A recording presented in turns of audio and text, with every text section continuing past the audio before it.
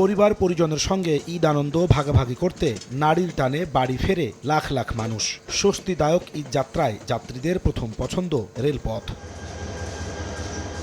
বিশাল এই যাত্রী চাপ সামাল দিতে প্রতিবারের মতো এবারও প্রস্তুতি সম্পন্ন করেছে রেলপথ মন্ত্রণালয়।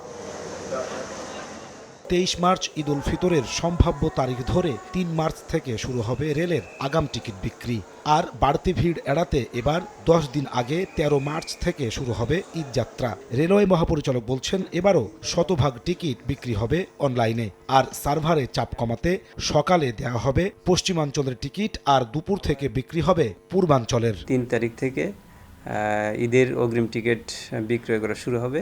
পশ্চিমাঞ্চলেটা আমরা সকাল 8টা থেকে দুপুর 2টা এই সময়ের মধ্যে আমাদের ওপেন করা হবে।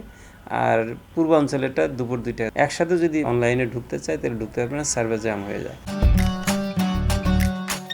আমি আর ম্যাগি, স্বাদ ও ভালোবাসার দারুণ জুটি ফ্রম নেসলে। যাত্রী সুবিধায় এবার 5 জোড়া ঈদ স্পেশাল ট্রেন পরিচালনা করবে রেলওয়ে। এছাড়া প্রতিটি ট্রেনেই চাহিদা অনুযায়ী যুক্ত করা হবে অতিরিক্ত কোচ।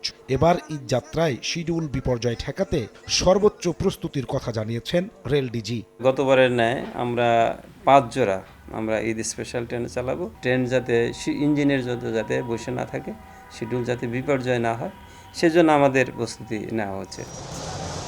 এবার ঈদ যাত্রার ফিরতি টিকিট বিক্রি শুরু হবে 13 মার্চ থেকে, চলবে ঈদের আগের দিন পর্যন্ত। নাজমুস সালেহী, সময় সংবাদ, ঢাকা।